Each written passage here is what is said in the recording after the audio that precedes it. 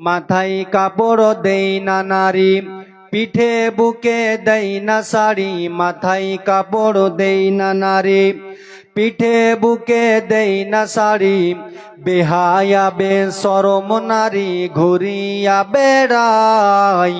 গজব কেন রে দুনিয়ায়, শান্তি কেন নাই রে দুনিয়ায়।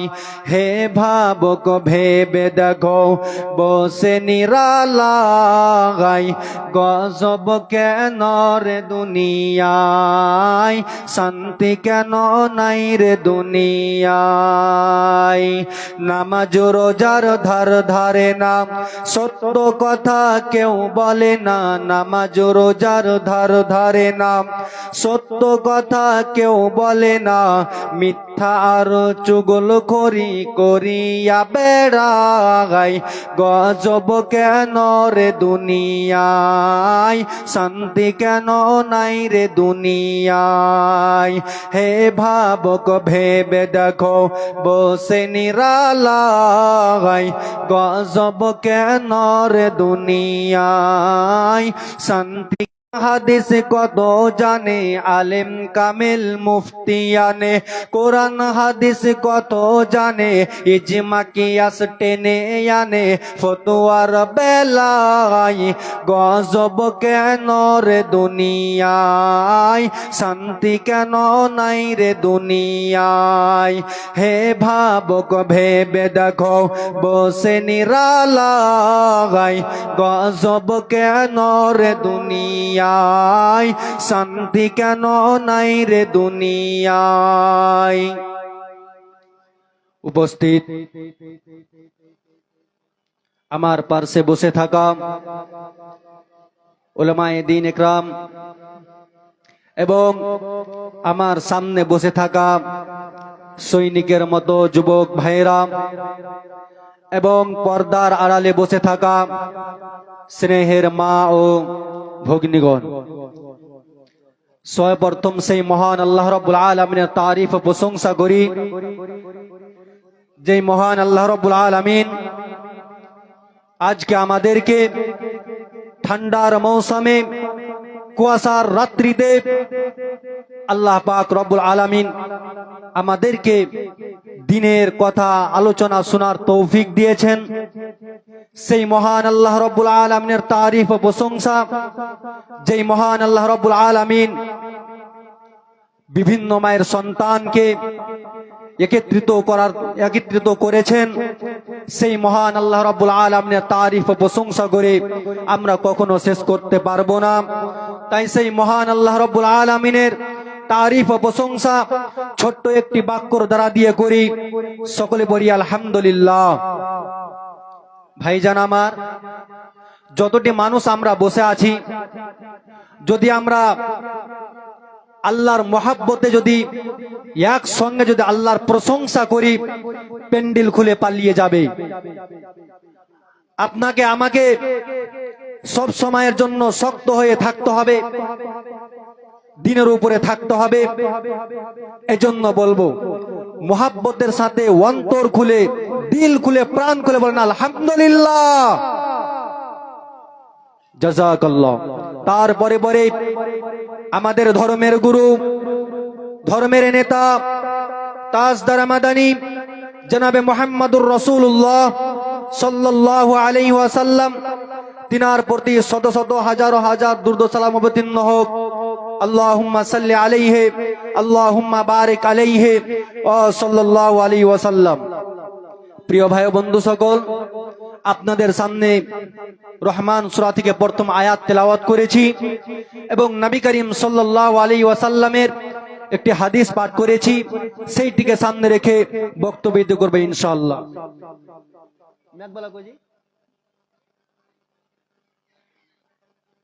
মেঘবালা কোথায় আছো? এখানে আসো। তো আমি বলতেছিলাম, আমরা যখন, তবে আল্লাহ পাক রব্বুল আলামিন আমাদেরকে পাঠিয়েছেন একমাত্র ইবাদত করার জন্য। শুধু তাই নয়, যেরকম আল্লাহ পাক রব্বুল আলামিন নামাজকে ফরজ করেছেন, সেই রকম শিক্ষা অর্জন করার তাকিদ করেছেন এবং সেটাকেও ফরজ করা হয়েছে।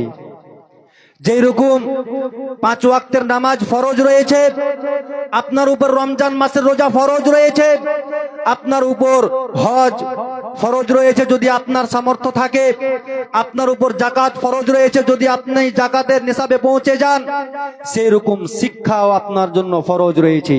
কারণ আল্লাহ পাক রব্বুল আলামিনের নবী বলেছেন, তালাবুল ইলমে ফরিজাতুন আলা কুল্লি মুসলিমিন ওয়া মুসলিমা। প্রত্যেক নর নারীর জন্য ইলম অর্জন করা ফরজ, প্রত্যেক মুসলমানের জন্য শিক্ষা অর্জন করা ফরজ। তবে আমাদেরকে জ্ঞান অর্জন করতেই হবে, শিক্ষা অর্জন করতে হবে, এটা আমাদের কোনো বাঁচার উপায় নাই, কোনো পথ নেই, আপনাকে শিক্ষা অর্জন করতেই হবে। ভাইজান, আজকে যে আমি এই জায়গাতে বসে আপনাদের সামনে কথা বলছি 3টি জিনিসের কারণে। তার মধ্যে সর্বপ্রথম হচ্ছে, 1 নাম্বার হচ্ছে আল্লাহ পাক রব্বুল আলামিনের দয়া। যদি আল্লাহ পাক রব্বুল আলামিনের দয়া না থাকতো, আপনাদের সামনে কথা বলার সাহস হতো না। 2 নাম্বার হচ্ছে মা বাবার দোয়া। যদি মা বাবা যদি নামাজের পরে আল্লাহর কাছে দোয়া না করত, আপনাদের সামনে কথা বলার সাহস হতো না।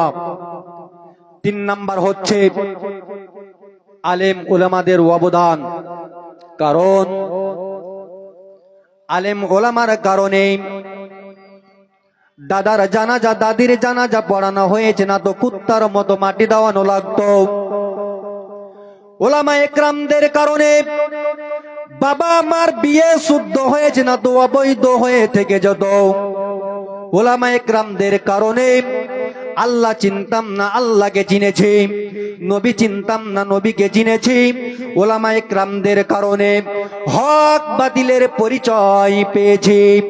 এখন যদি কোনো মানুষ বলে আমার আলেম ওলামার প্রয়োজন নাই, যদি কোনো মানুষ বলে আমার আলেম ওলামার দরকার নাই, তাহলে আমি বলবো, আমি আপনাদেরকে একটি কথা বলবো, পৃথিবীতে বেঁচে থাকার আগে, দুনিয়াতে বেঁচে থাকার আগে আপনি ওসিয়তনামা লিখে যাবেন, আপনি নসিহতনামা লিখে যাবেন। যে ওসিয়তে লেখা থাকবে আমার জানাজা যেন কোনো আলেম ওলামা না পড়ায়, এটা আপনি ওসিয়তনামা লিখে যাবেন। অথচ দুঃখের বিষয় ভাইজান, যেই ছেলেটা, যেই মাওলানা সাহেব আপনার ছেলেকে শিক্ষা দেয়, আপনার বেটির আপনার বেটার বিয়ে পড়ায়, সেই মাওলানার বেতন আজকে 8,000 7,000। আফসোস লাগে ভাই। শুধু তাই নয়, 7,000 8,000 বেতনের পরেও মুলবি সাহেব আজকে নিয়েন না, কালকে বেতনটা নিয়েন, এরকম অবস্থা। আজকে নয় কালকে, কালকে নয় পরশু, এইরকম অবস্থা আমাদের। যদি মুলবি সাহেব আপনাকে বলে দেয় ভাই আপনার ছেলে মারা গিয়েছে, থাক আজকে জানাজা পড়াতে হবে না, কালকে পড়াবো, তখন আপনি কি করবেন? যদি বলে মুলবি সাহেব ভাই আপনার বিয়েটা মেয়ের বিয়েটা আজকে পড়াবো না, কালকে পড়াবো, তখন আপনি কি করবেন? ভাইজান, একটু বিবেক খাটিয়ে দেখেন, আপনার পরিবার যেরকম খরচা রয়েছে পরিবারে, সেই রকম সেই মাওলানা সাহেবের পরিবারের খরচা রয়েছে। তবে আপনি শিক্ষা দিচ্ছে, তারপরেও মানুষের কাছে 2-4টি কথাও শুনতে হচ্ছে। ভাইজান আমার, এজন্য বলবো, কত মানুষ বলে মুলবি সাহেবদের টাকাতে বরকত আছে। আরে বরকত কি আল্লাহ ঢেলে দেয় না? আল্লাহ তো পাখিতে ঢুকিয়ে দেয় না বরকতটা?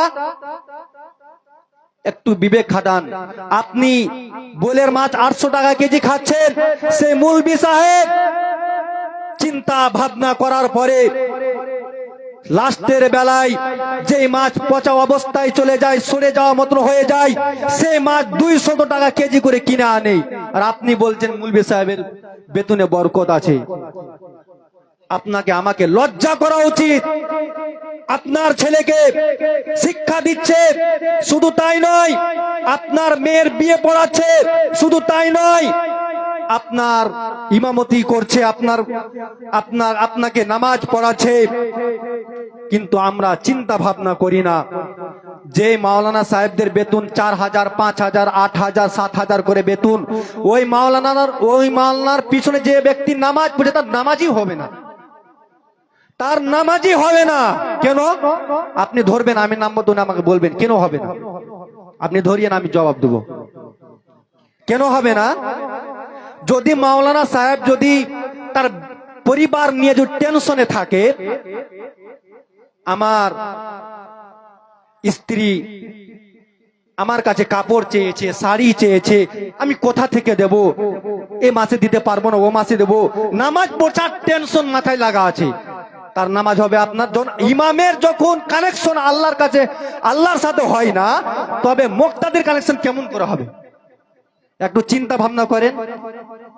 এজন্য বলবো, কমপক্ষে মিনিমাম একজন মাওলানার বেতন 12,000 থেকে 15,000 পর্যন্ত হওয়া দরকার। এটা আপনাকে লক্ষ্য রাখতে হবে। ভাইজান, অল্প সময়, বলার অনেক, কিন্তু অতন বলার সময়ও পাবো না। তো বলতেছিলাম, শিক্ষা আপনার ছেলেকে, আমার ছেলেকে মাওলানা সাহেব আল্লাহর কাছে দোয়া করবেন, আল্লাহ ওয়াকুল রব্বি জিদনি ইলমা। আল্লাহ বলেন, হে নবী আপনি বলে দেন, হে আমার প্রতিপালক, আপনি আমার শিক্ষাকে বেশি করে দিন, আপনি আমার জ্ঞানকে বেশি করে দিন, আপনি আমার বিদ্যাকে বেশি করে দিন। এই বলে আল্লাহর কাছে প্রার্থনা করতে হবে। ভাইজান, আরো আল্লাহ বলেন, ফালাম আন্নাহু লা ইলাহা ইল্লাল্লাহু ওয়াস্তাগফিরু লিজামবিকা। ততবার তোমরা জেনে নাও, আল্লাহর ব্যতীত কোনো মাবুদ নেই, আল্লাহ ছাড়া কোনো ইলাহ নেই, আল্লাহ ছাড়া কোনো উপাস্য নেই। আর তোমরা কি করো? নিজের জন্য ক্ষমা প্রার্থনা করো, নিজের পাপের জন্য ক্ষমা প্রার্থনা চাও। আল্লাহ বলেন, আর রহমান আল্লামাল কুরআন খলাকাল ইনসান আল্লামাহুল বায়ান। রহমান তিনি, যিনি কোরআন শিক্ষা দিয়েছেন। আল্লাহ তিনি, যিনি মানুষকে সৃষ্টি করেছেন। মানুষকে সৃষ্টি করেছেন, কিন্তু সব কিছুরই বিবরণ শিক্ষা দিয়েছেন, যেগুলি আগে মানুষ জানতো না, যেগুলি আগে মানুষ বুঝতে পারতো না। যদি আপনার আমার জানা না থাকে, তাহলে আল্লাহ বলেছেন আগে জানার আগে কি করো? প্রমাণ সহকারে জানো, কোরআন হাদিসের দলিল সহকারে জানো। আজকালকে আমার আহলে হাদিস ভাইয়েরা মাশাআল্লাহ যে কোনো দলিল নেবেন, আগে প্রমাণ চাইবে, প্রমাণ দাও কোরআন হাদিস থেকে, তারপরে। তো আল্লাহ তাআলা বলেন, ফাসআলু আহলা যিকরি ইন কুনতুম লা তাআলামুন। তোমরা জানা মানুষের নিকটে জানো, জ্ঞানী মানুষের নিকটে জানো প্রমাণ সহকারে। আর যদি তোমাদের জানা না থাকে, তাহলে আল্লাহ বলেছেন, ইকরা বিসমি রাব্বিকাল্লাযী খলাক খলাকাল ইনসানা মিন আলাক ইকরা ওয়া রাব্বুকাল আকরাম আল্লাযী আল্লামা বিল কালাম আল্লামাল ইনসানা মা লাম ইয়ালাম। পড়ো তোমরা ওই প্রতিপালকের নামে, যিনি তোমাদেরকে সৃষ্টি করেছেন। পড়ো তোমরা ওই প্রভুর নামে, যিনি তোমাদেরকে রক্ত বাঁধা পিণ্ডু হতে তোমাদেরকে সৃষ্টি করা হয়েছে। শুধু তাই নয়, পড়ো তোমরা ওই আল্লাহর নামে, যিনি তোমাদেরকে কলমের মাধ্যমে শিক্ষা দেওয়া হয়েছে। মানুষ আগে যেইগুলি জানতো না, মানুষ আগে যেইগুলি বুঝতে পারতো না। ভাইজান, কিন্তু আমাদের সমাজে এমন আলেম আছে যে যার ভিতরে বিদ্যা রয়েছে, জ্ঞান রয়েছে, সে মনে করে আমি সব চাইতে বড় আলেম, এটা মনে করে। কিন্তু না, কখনো অহংকার চলবে না, কারণ আল্লাহ অহংকারকে পছন্দ করেন না। আমি আপনাদেরকে একটি হাদিস বলি, বুখারী শরীফের হাদিস। তাফসীর খুলবেন, সূরা কাহফ খুলবেন, আপনার ৬২ নম্বর আয়াত থেকে নিয়ে ৮২ নম্বর আয়াত পর্যন্ত আপনি তাফসীরটি পেয়ে যাবেন। তো একদিন হযরত মূসা আলাইহিস সালাতু ওয়াস সালাম বনী ইসরাইলের তার সম্প্রদায়ের লোকগুলোকে নিয়ে খুতবা দিচ্ছিলেন। একজন জৈনিক সাহাবী এসে বলছেন, হে মুসা পয়গম্বর, আপনি বলেন তো সবচাইতে বড় আলেম কে? সবচাইতে বড় আলেম কে? মুসা আলাইহিস সালাম চিন্তা করলো, হায়রে, আমার চাইতে তো বড় আলেম আমি দেখতেও পাই না, আর আমি হলাম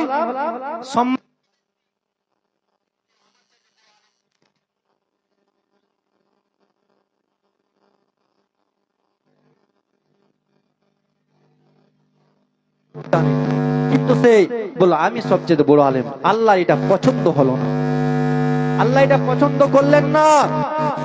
আল্লাহ বলেন, মুসা চলো বাড়ি থেকে বের হও, তুমি যখন নিজে বড় আলেম দাবি করেছো, বাড়ি থেকে বের হও। আমার একজন বান্দা রয়েছে, যে বান্দার নাম হচ্ছে খিজির আলাইহিস সালাতু ওয়াস সালাম, তোমাকে তার কাছে যেতে হবে, তার কাছে জ্ঞান অর্জন করতে হবে। মুসা আলাইহিস সালাতু ওয়াস সালাম বলেন, আল্লাহ বাড়ি থেকে তো বের হব, তো তাকে তার সাথে দেখা আমি কোথায় পাবো? তাকে কোথায় গেলে আমি পাবো? বলছে, তুমি যাওয়ার আগে একটি মাছ নাও, বড় মাছ, মাছ নিয়ে তাকে নুন তেল দিয়ে ভালো করে তাকে মাখিয়ে নাও, আর কি করো, তুমি একটা বেগে করে নিয়ে তুমি বেরিয়ে যাও। মুসা আলাইহিস সালাতু ওয়াস সালাম একজন সঙ্গী সাথে নিলেন, যার নাম ইউসা বিন নূন, তাকে সাথে নিয়ে রওনা করলেন।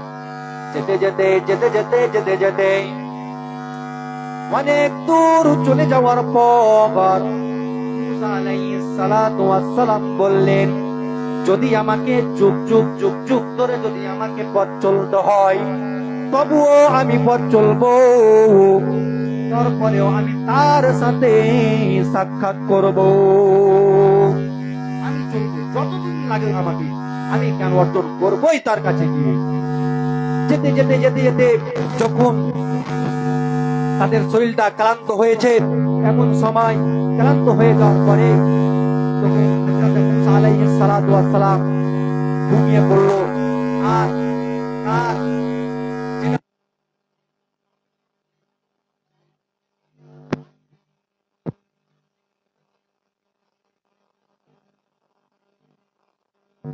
চলে গিয়েছে, কিন্তু ইউসা বিন নূন সে কিন্তু জানতে পেরেছিল, দেখেছিল যে মাছটা নদীতে নেমে গেল। নেমে যাওয়ার পরে সে শয়তান তাকে ভুলিয়ে দিল, সে মুসা আলাইহিস সালাতু ওয়াস সালামকে বলতে পারলেন না। আবার পথ চলতে শুরু করেছে।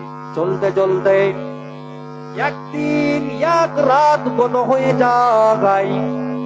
গত হয়ে যাওয়ার পরে যখন খিদা লেগেছে, তখন মুসা আলাইহিস সালাতু ওয়াস সালাম বলছেন, ও আমার বন্ধু, শোনো শোনো শোনো শোনো, যেই মাছটা আমরা সাথে করে নিয়ে এসেছিলাম, যে মাছটা আমরা সাথে করে নিয়ে এসেছি, সেই মাছটাকে তুমি বের করো। তখনই মাছ তো যেখানে আমরা আরাম করছিলাম পাথরে হিলানা দিয়ে, সেখানে মাছ নদীতে চলে গিয়েছে। তখন মুসা আলাইহিস সালাম বললেন, আরে পাগল, ওটাই হচ্ছে আমাদের মেন জায়গা, ওখানে আমাদের যাওয়া জরুরি। আবার যে পথে যাচ্ছিল সে পায়ের দাগ দেখে দেখে দেখে দেখে পাহটা দেখে দেখে আবার ফিরে চলে আসলো ওই জায়গাতে। আসার পরে মাছটি যে গিয়েছে, মাছটি যাওয়ার পর যখনই মাছটি গিয়েছে, রাস্তা বানিয়ে চলে গিয়েছে, পানিগুলো এক অন্যদিকে তারা দাঁড়িয়ে গিয়েছে, আর রাস্তা হয়ে গিয়েছে। ফাত্তাখাযা আলাইহি সাবিলা, রাস্তা যেরকম মাটিতে সুড়ঙ্গ বানিয়ে দেওয়া হয়, আপনারা দেখেছেন ফিলিস্তিন ইসরায়েলের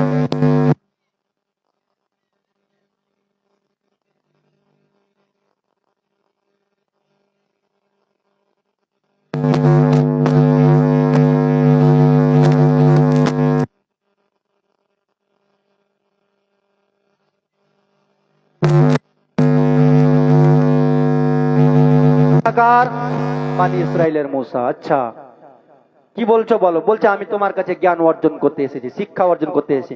বলছে তুমি আমার কাছে জ্ঞান অর্জন করতে পারবে না, তুমি ফিরে যাও। জ্ঞান অর্জন করতে পারবে কেন?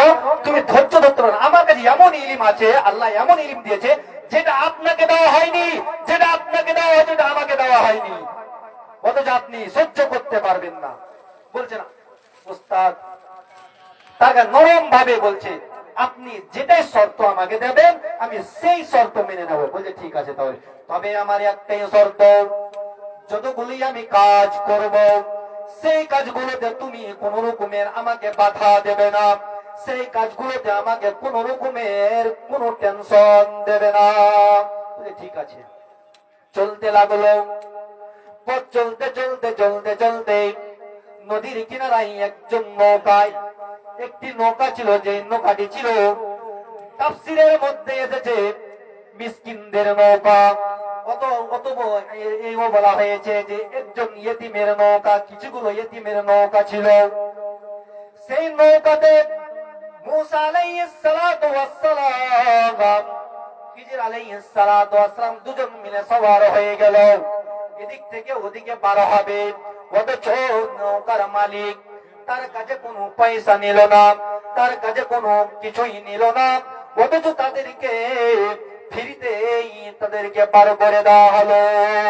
যখনই পার করা, খিজির আলাইহিস সালাতু ওয়াস সালাম করলেন কি, নৌকাটাকে তীর পুরো মেরে ছিদ্র করে দিল। যখনই ছিদ্র করে দেওয়া হলো, মূসা আলাইহিস সালাম অবাক হলো, কি ব্যাপার? আরে ছেলেগুলো আমাদের কাছে টাকা নেয়নি, আমাদেরকে ফ্রিতে পাস করেছে, আর তুমি নৌকাটা ছিদ্র করে দিলে। খিজির আলাইহিস সালাম বলছেন, এই মূসা শোনো, তোমাকে বলা হয়েছে তুমি ধৈর্য ধারণ করবে, তবে তুমি ধৈর্য ধারণ করতে পারলেন না, ধৈর্য ধারণ করতে পারলেন না। অথচ মূসা আলাইহিস সালাম আবার বললেন, অন্যায় হয়েছে, ভুল হয়েছে, আর আপনাকে কোনো কথাই বলবো না। আবার পথ চলতে চলতে আরম্ভ করলো। পথ চলতে চলতে কিছুগুলো বালক, কিছুগুলো ছেলে রাস্তার পাশে খেলাধুলা করছিল। এমন সময় খিজির আলাইহিস সালাতু ওয়াস সালাম সে বালকের গলাটা মুচড়ে ফেললো। যখনই গলা মুচড়ে ফেললো, সঙ্গে সঙ্গে বালকটি মারা গেল। মূসা আলাইহিস সালাতু ওয়াস সালাম দেখে সহ্য করতে পারলেন না। আবার বললেন, ও খিজির ভাই, তুমি তো একজন নিষ্পাপ ছেলেকে হত্যা করে দিলে, তুমি তো একজন নিষ্পাপ ছেলেকে মেরে ফেললে, অথচ যেই ছেলেটার কোনো দোষ ছিল না, যেই ছেলেটার কোনো পাপ ছিল না, আপনি সেই ছেলেটাকে হত্যা করলেন। আবার বললেন, ও মূসা শোনো শোনো, তোমার দুবার হয়েছে, তুমি আমাকে দুবার বাধা দিয়েছ, তবে তোমার জন্য শেষ বেলা। মূসা আলাইহিস সালাতু ওয়াস সালাম বললেন, আমি যদি আবার তোমাকে বাধা দেই তাহলে আমার পথ চলা তুমি বন্ধ করে দিও, আমাকে সেখান থেকেই তুমি ফিরিয়ে দিও। এইরকম যখন কথা বলা, আবার পথ চলতে আরম্ভ করলো। পথ চলতে চলতে যেতে যেতে যেতে যেতে একটি গ্রামে গিয়ে পৌঁছিল। অথচ সেই মূসা আলাইহিস সালাতু ওয়াস সালামকে খিদা লেগেছে, খিজির আলাইহিস সালাতু ওয়াস সালামকে খিদা লেগেছে। সে বলল, এই গ্রামের লোকগুলোকে বলো যদি কিছু খাবার দেই আমরা খাবো। তাদেরকে বলা হলো, ভাই কিছু খাবার দিবেন, অথচ তারা দিলেও না, অথচ নিজে থেকে তারা খেতে বলেনি। তারপরে তারা নিজে থেকে চাইলো, তারপরেও তাদেরকে খেতে দেওয়া হলো না। যখন খেতে দেওয়া হলো না, তখন হযরতে খিজির আলাইহিস সালাতু ওয়াস সালাম দেখতে পাচ্ছে সামনে একটি দেওয়াল পূর্ব পূর্ব অবস্থায় হয়ে আছে। এমন সময় খিজির আলাইহিস সালাম দেওয়ালটি গিয়ে জড়িয়ে ধরলো। দেওয়ালটিকে যখন ধরা হলো, তখন মূসা আলাইহিস সালাম বললেন, মূসা আলাইহিস সালাম বললেন, হাযা ফিরাকু বাইনি ওয়া বাইনাকা, আপনি যে, অথচ আমরা এই গ্রামের লোকের কাছে খাবার চেলাম, খাবার দিল না। আপনি চাইলে তো এর বিনিময়ে খাবার নিতে পারতেন, কিছু নিতে পারতেন। আপনি দেওয়ালটা রুখলেন, অথচ আমাদের খাবার দেয়নি। খিজির আলাইহিস সালাম বলেন, ভাই এখান থেকে আমার আর তোমার রিশতা খতম, তুমি এখন এই যে তিনটি ঘটনা তোমার সামনে ঘটলো, এই তিনটি ঘটনার বিস্তারিত তুমি জেনে নাও, তারপর তুমি চলে যাও। তাকে বলা হলো,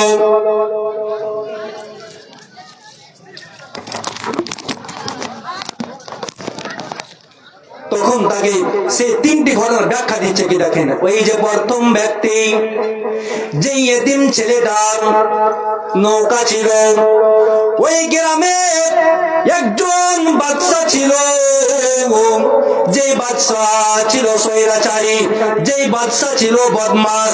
ওই বাদশা কি করতো, ওই গ্রামে ওই ছেলেদের নৌকাটি সুন্দর নৌকা, ওই নৌকাটি ভালো নৌকা, ওই নৌকা যদি বাদশা দেখে নাই তাহলে তারা নৌকাটি তারা ছিনিয়ে নেবে।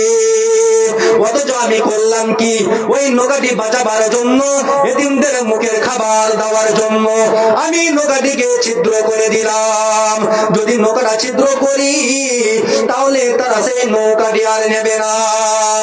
এই কথা বলে ছিদ্র করে দেওয়া হলো।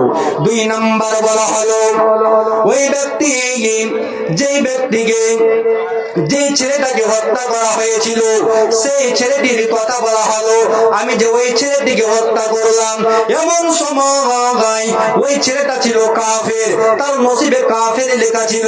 অথচ ওই ছেলেটা বড় হবে, বড় হওয়ার পরে মা বাবাকে কষ্ট দেবে, মা বাবাকে বেদিন করে দেবে, এই জন্য আমি ছেলেটাকে হত্যা করেছি। 3 নাম্বার হলো, ওই যে গ্রামে দেখলেন ওই গ্রামে দেওয়ালটা পড়ে যাচ্ছিল, দেওয়াল পড়ে যাওয়ার পর দেওয়ালটা পড়ে যাবে আমি বাঁচালাম এই কারণে, ওই দেওয়ালের মধ্যে কিছুগুলো স্বর্ণ মুদ্রা ছিল, যে মুদ্রাগুলো যদি দেওয়ালটা পড়ে যেত তা অন্য লোক নিয়ে নিত, অন্য লোকেরা দেখে ফেলতো। এই জন্য আমি দেওয়ালটাকে লুকিয়েছিলাম। এই যখন 3টি ব্যাখ্যা দিয়ে দেওয়া হলো, মুসা আলাইহিস সালাতু ওয়াস সালাম সেখান থেকে ফিরে গেলেন। অথচ যদি মুসা আলাইহিস সালাতু ওয়াস সালাম যদি তার সাথে যদি কথা না বলতো, তাকে যদি বাধা না দিত, তাহলে আমরা আরো অনেক কিছু শিক্ষা পেতাম। ভাইজান আমার, এই জন্য যারা জ্ঞান অর্জন করবে, আল্লাহ পাক রব্বুল আলামিন নবী বলেছেন, ওয়া হুয়া ইয়াকুলু দুনিয়া মালউনাতুন মালউনা মা ফিহা ইল্লা ওয়ালাহু ওয়া আলিমান ওয়া মুতাআল্লিমান। এই পৃথিবীটা হচ্ছে অভিশপ্ত, আর এর মধ্যে যা কিছু আছে সব অভিশপ্ত, তবে তার মধ্যে যারা আল্লাহর জিকির করে তারা কখনো অভিশপ্ত নয়। আজকে জিকিরের তো অনেক রকমের ডিজাইন রয়েছে, হু হু হু হু চলছে না, বাংলাদেশে বেশি চলছে ওগুলো। আর জিকির তো অভাব নাই, বিভিন্ন ধরনের জিকির। আর আল্লাহ পাক রব্বুল আলামিন নবী বলেছেন, যারা আলেম রয়েছে তারা কখনো অভিশপ্ত নয়। ভাইজান, আল্লাহ পাক রব্বুল আলামিন নবী আরো বলেছেন, ফাজলুল ইলমি খায়রুম মিন ফাজলিল ইবাদাতিহি ওয়া খায়রু দীনুকুমুল ওয়ারা। আল্লাহ পাক রব্বুল আলামিন নবী বলেছেন, ইবাদতের মর্যাদার চাইতে ইলমের মর্যাদা অনেক বেশি রয়েছে। যাও, বারবার অবজেকশন আছে, এজন্য বক্তাও চলে এসেছেন, তাকে বসিয়ে রেখে কথা বলাও বেয়াদব হবে। অথচ বয়স্ক মানুষ আপনাদের সামনে মূল্যবান কোরআন হাদিসের কথা বলবেন। আপনারা যে যেখানে আছেন, দোকান পাশারে আছেন, যারা আপনার রাস্তায় ঘোরাফেরা করছেন, মেহেরবানি করে দয়া করে আপনারা প্যান্ডেলের মধ্যে চলে আসেন। ইনশাআল্লাহ এখন আরো ভালো ওয়াজ হবে, আপনারা মনোযোগ দিয়ে শুনবেন। যাই হোক, আমি যতগুলো কথা বললাম আপনাদের সামনে, আল্লাহ পাক রব্বুল আলামিন যেন আমাদের সেগুলো কথার উপর আমল করার তৌফিক দান করেন, বলেন আল্লাহুম্মা আমিন। আসসালামু আলাইকুম ওয়া রাহমাতুল্লাহি ওয়া বারাকাতুহু। ওয়া আলাইকুম আসসালাম ওয়া রাহমাতুল্লাহি ওয়া বারাকাতুহু। আজকে আমাদের জালসা অনেক কুয়াশার মধ্যে, তো আমাদের গ্রামবাসীদের বলবো যে আপনারা এদিক ওদিক না থেকে এই স্টেজের সামনে বসে পড়ুন। আমাদের এখন উপস্থিত আছেন মাওলানা আব্দুর রশিদ সালাফি সাহেব, মহিপাল, দক্ষিণ দিনাজপুর। ইনাকে আমরা বিগত 15-20 বছর পূর্বে আমরা নিয়েছিলাম, আবার আজকে আমরা তিনাকে নিয়েছি। তিনার মূল্যবান কথা আমরা শুনবো এবং আমরা তিনার হাতে কিছু দান খায়রাত করব, যা মসজিদের উন্নতি করবে। তা আপনাদের অনুরোধ করবো যে আপনারা এদিক ওদিক না থেকে, দোকান পাশারে না থেকে আপনারা এই জালসার প্যান্ডেলে আসুন এবং মৌলানা আব্দুর রশিদ সালাফি সাহেবের হাদিস এবং কোরআনের মূল্যবান বক্তব্য আপনারা শুনুন। আসসালামু আলাইকুম। এটা খুলে দাও তো। এটা এইদিকে ঘুরিয়ে দিতে হবে। জি জি, লাঠিটা এইদিকে ঘুরিয়ে দিতে হবে। এই মনে থাম না, আপনি শেখ আপনার এই যে এদিকে চলে এসো। এদিকে আচ্ছা, ঠিক আছে বাস ঠিক আছে। আসসালামু আলাইকুম। মহিলাদের প্যান্ডেলে যিনাদেরকে দায়িত্ব দেওয়া হয়েছে চাঁদার ঘোরানো, ঠিক আছে আপনারা চাদর ঘোরান, দানগুলো উঠান। যিনাদেরকে দায়িত্ব দেওয়া হয়েছে আপনারা তখন চাদর ঘোরান এবং দানগুলো উঠান। বুঝতে পেরেছিলাম। তো লাগান কি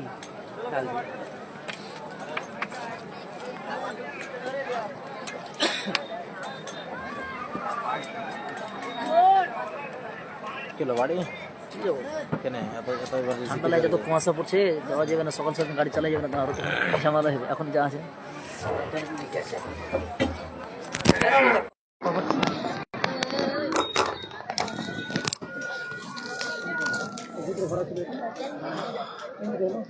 আসসালামু আলাইকুম ওয়া রাহমাতুল্লাহি ওয়া বারাকাতুহু।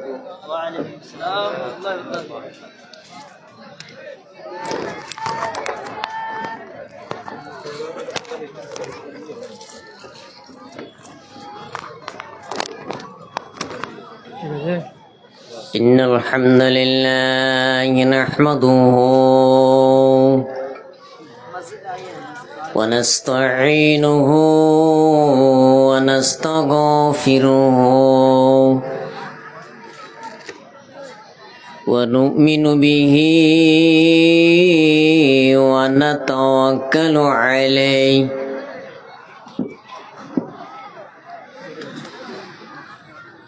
ونعوذ بالله من شرور أنفسنا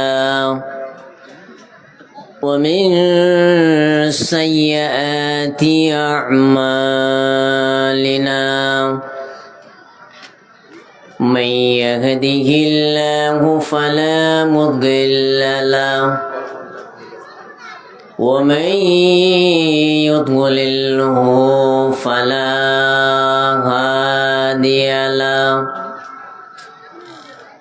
ونشهد أن لا إله إلا الله وحده لا شريك له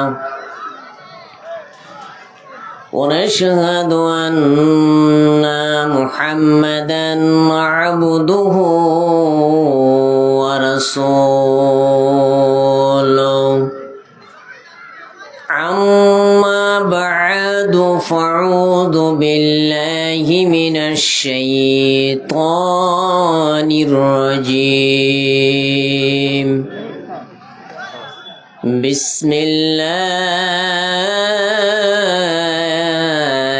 الرحمن الرحيم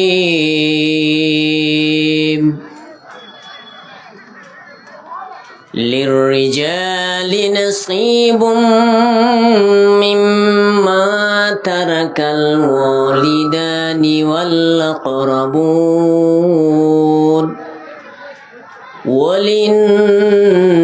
وللنساء نصيب مما ترك الوالدان والأقربون مما قل منه أو كثور نصيبا مفروضا. وقال الله تعالى في موضع آخر إن الدين عند الله الإسلام وقال النبي صلى الله عليه وسلم إن الله قد عاتى كل ذي حق حقه। উপস্থিত শ্রদ্ধেয় মহতী সভার যোগ্যতম সভাপতি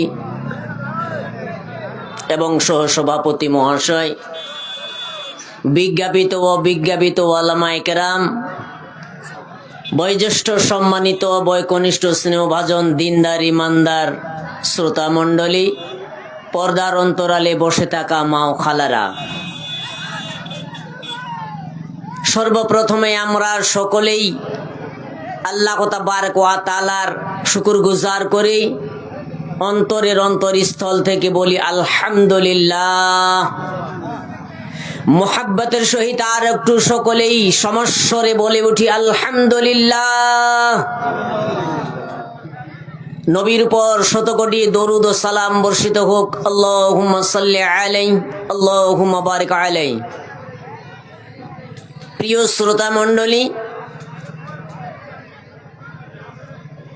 খুতবার পরে সূরা নিসার 7 নম্বর আয়াতটা আমি পড়েছি। কোরআন মাজিদের তারপর আর একটা আয়াত পড়েছি। সহিহ বুখারীর একটা হাদিসের অংশ আমি পড়েছি। ভূমিকা লম্বা না করে, জাগরণী এবং গজল বলার চেষ্টা না করে, সরাসরি বক্তব্যের দিকে আমি চলতে লেগেছি। ব্রাদার ইসলাম, এই নতুন দিগলি আমার নামে প্রথমে ঘোষণা করেছেন। আমি আপনাদের এই গ্রামে অনেক দিন আগে এসেছিলাম। নূহ আলম আল বুখারী আল মাদানী সাহেব এসেছিলেন। এটা 15-16 বছর বা 20 বছর কাছাকাছি হবে। নামগুলো ভুলে গেছি। পাটুয়া, বনবাড়ি, সাপাটবাড়ি, আমি আপনাদের এই এরিয়ায় খুব আগে এসেছিলাম। এখন যত মডেল হচ্ছে তত মডেল ধরনের বক্তা উঠতেছে। ওল্ড মডেলের যারা শ্রোতা তারা আমাকে বেশি চিনবে, এদিকের নিউ মডেলের গুলো চিনবে না। কারণ আজকাল নিউ মডেলের বক্তা খোঁজ করতে হলে পরে ইউটিউব সার্চ করতে হবে, আর ইউটিউব সার্চ করে আমাকে বেশি পাওয়া যাবে না। আমি ইউটিউবারও নিয়ে বেড়াইনি আর বেড়াচ্ছি না। এই আজকে যেরকম ভাইয়েরা করছে, এইভাবে যেখানে করেছে সেখানে ছেড়েছে। তাই আমি আজ যে বক্তব্য দেব, এত অঞ্চলে 18-20 বছর ধরে আমি বক্তব্যের ফিল্ডে আছি। 2002 সালে আমি ফারাগাত করেছি জামিয়া মাতলাউল উলুম খাড়িগোপালপুরে। তার 2-3 বছর আগে থেকে আমি আপনাদের এই এরিয়ায় এসেছি।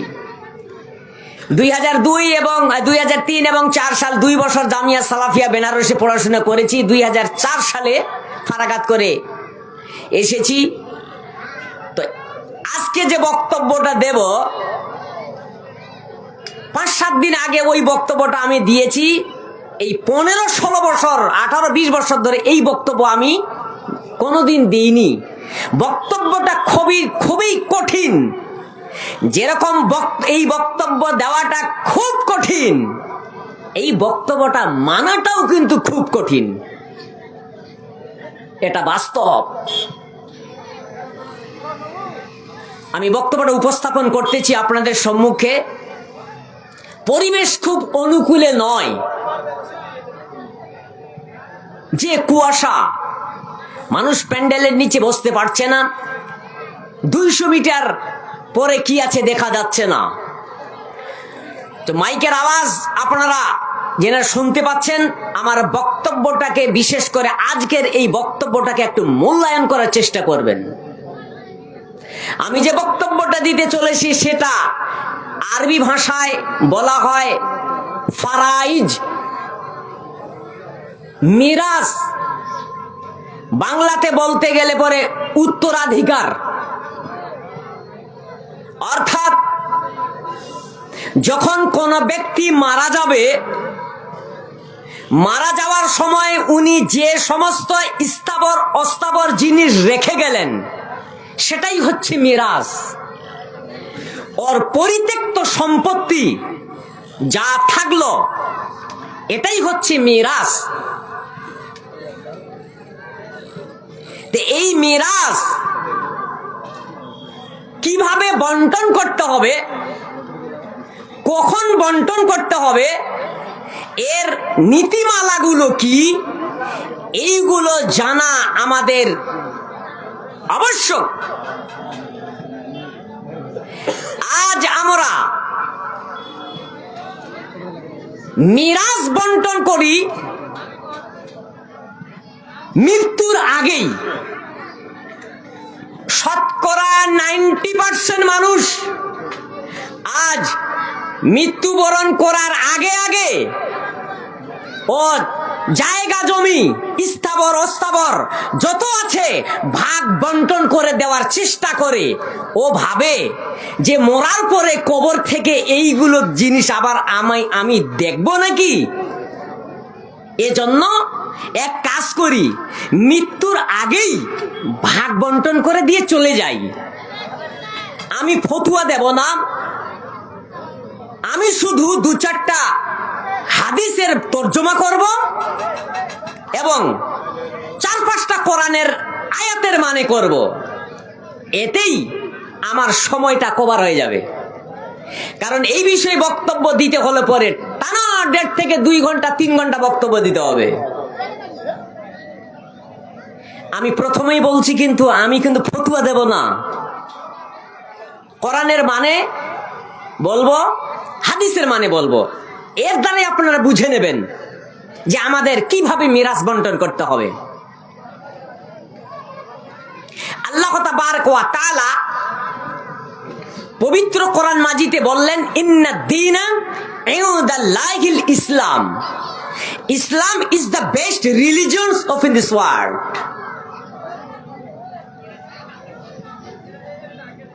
Allah does not change the condition of human or people until they change what is in themselves. Inna Allah la yughayyiru ma biqawmin hatta yughayyiru ma bi anfusihim. The Muhammad sallallahu alaihi wasallam said, I will be proud for the final day of judgment.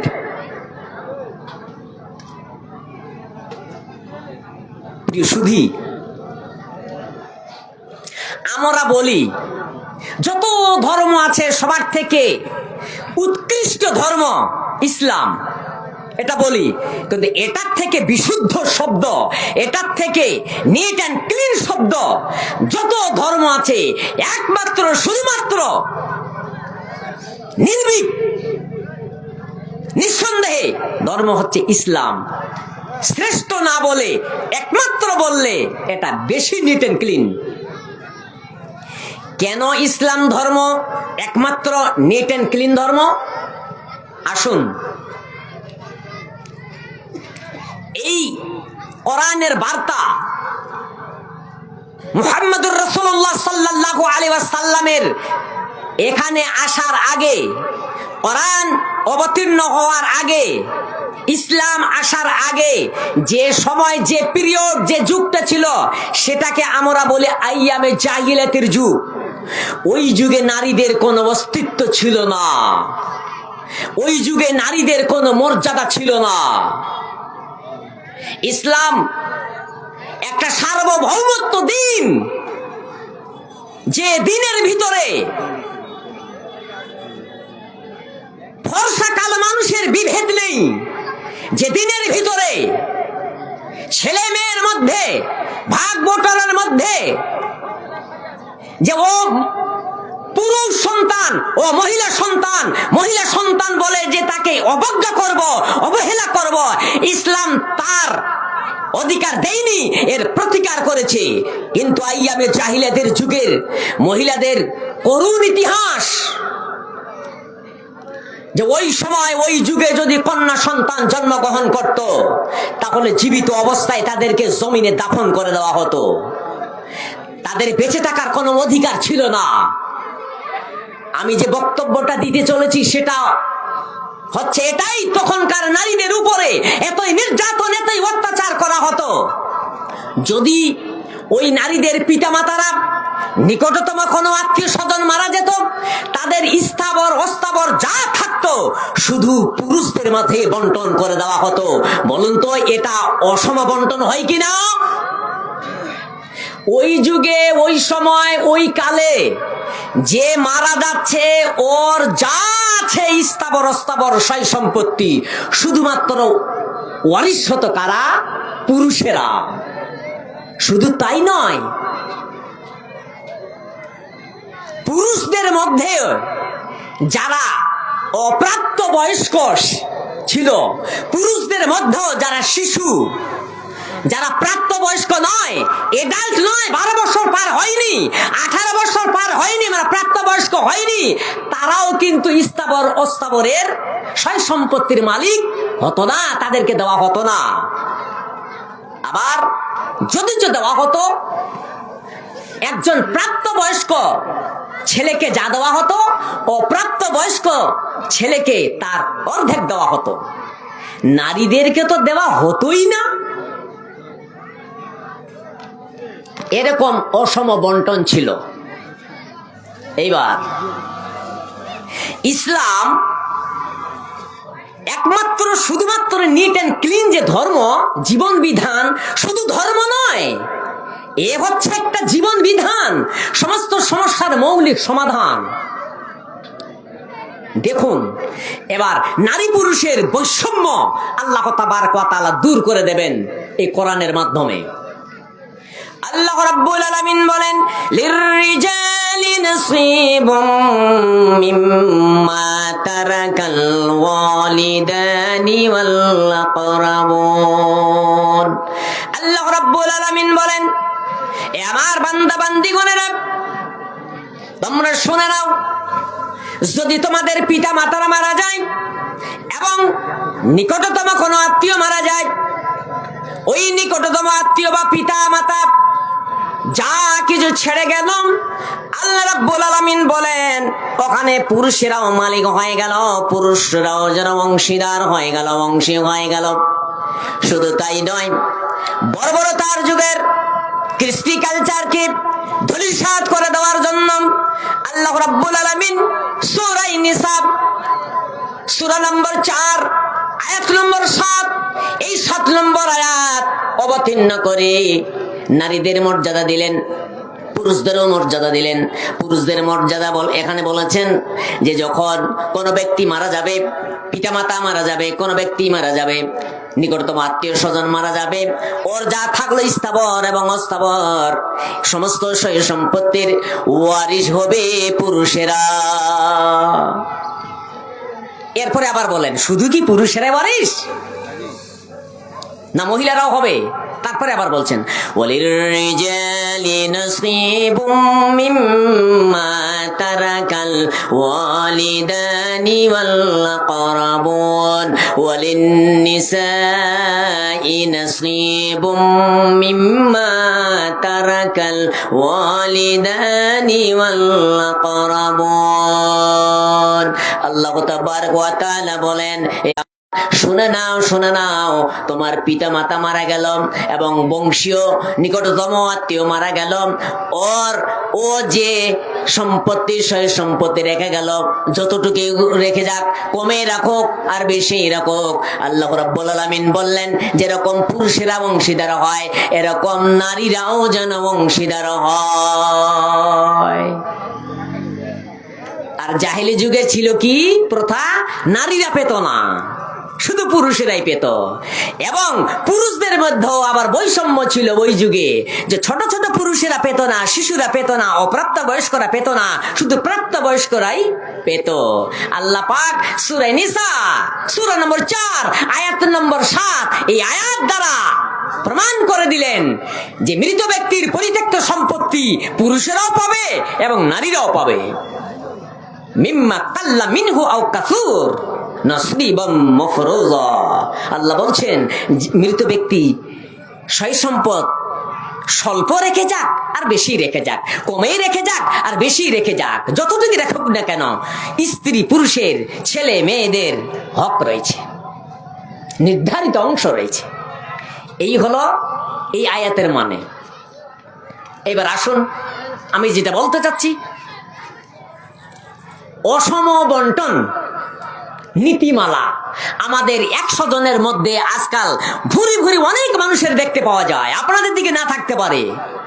আমার বাড়ি দক্ষিণ দিনাজপুর, মহিপাল দিঘি কুশমুন্ডি থানার বাংলাদেশ বর্ডারের পাশেই একেবারে বাড়ি।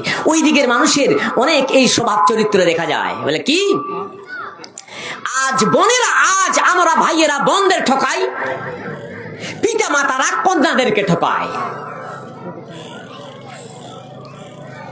পিতা মাতারা কন্যাদেরকে ঠকায় আর ভাইয়েরা বোনদেরকে ঠকায়। কিরকম?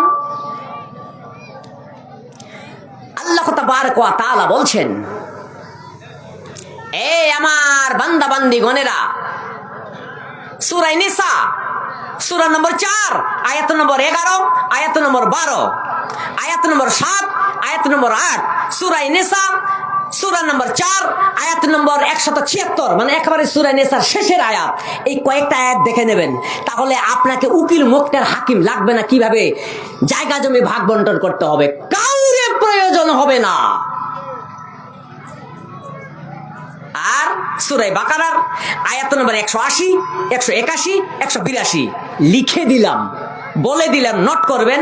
এই কয়েকটা আয়াত যদি আপনি দেখেন আর আমল করেন, কে বলেছে আল্লাহ তাবারক ওয়া তাআলা আপনার জন্য জান্নাতের দরজা খুলবে না? এই মিরাজ বন্টন নিয়েই তো অনেক মানুষ আল্লাহর জাহান্নামে যাবে এবং আল্লাহর জান্নাতে যাবে। কারণ মিশকাত জিলদ আউয়াল শেষের হাদিসটা বলা হয়েছে, আল্লাহ পাকের রাসূল বলছেন, মান কাতা মিরাসু ওয়া আরিসিহি কাতা আল্লাহু মিরাসুহু মিনাল জান্নাতি ইয়াউমাল কিয়ামাহ। পৃথিবীতে যদি কোনো আল্লাহর বান্দা, পৃথিবীতে যদি কোনো আল্লাহর বান্দা বান্দি কাউরে হক, কাউরে মিরাজকে যদি খেয়ে নেয়, হকদারের হক যদি না দেয়, আল্লাহ তাবারক ওয়া তাআলা নবী বলছেন ওই বান্দা বা বান্দির আল্লাহ তাবারক ওয়া তাআলার কাছে জান্নাতের একটা মিরাজ ছিল, তার অধিকার একটা ছিল, তার সে একটা জান্নাতে যাবার ওয়ারিস, উত্তরাধিকার, ওর একটা অংশী আছে জান্নাতে যাওয়ার।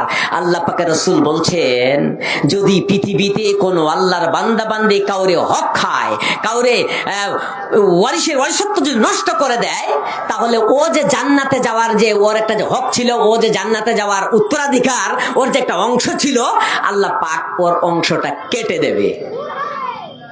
জান্নাতে যাওয়ার যে ওর একটা অংশ, যে আমার জান্নাতে যাওয়ার আমার অংশ আছে, আমার স্থান আছে, আল্লাহ পাক ওটা কেটে দেবেন।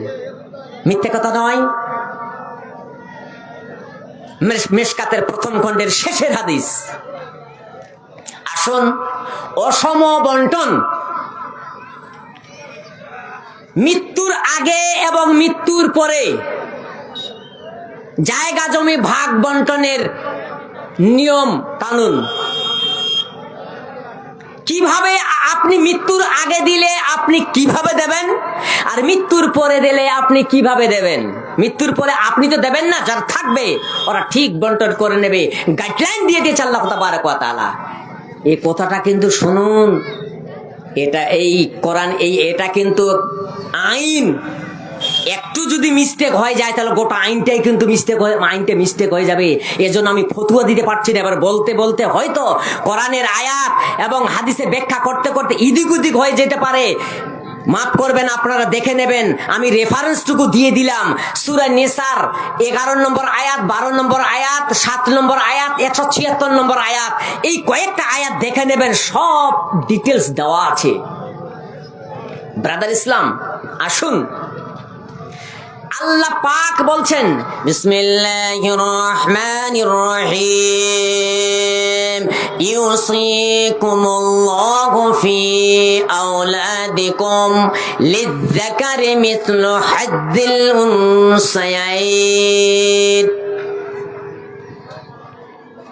আল্লাহ তাবারক ওয়া তাআলা বলেন ইউসিকুমুল্লাহ, ফরজ করেছেন, এখানে অর্ডার করছেন। দেখুন এই জায়গা জমি ভাগ বন্টনের নিয়ম কানুন নীতিমালা আল্লাহ পাক আল্লাহ রাসূলকেও ছেড়ে দেননি, আল্লাহ রাসূলের হাতেও দেননি, আল্লাহ পাক নিজেই বন্টন করেছেন। বন্টন করার পরে আল্লাহ রাব্বুল আলামিন নবীকে জানিয়ে দিয়েছেন, নবীকে বলছেন নবী আপনি কি করুন, প্রচার প্রসার করে দিন এবং আপনি ব্যাখ্যা করুন। যেরকম আল্লাহ তাবারক ওয়া তাআলা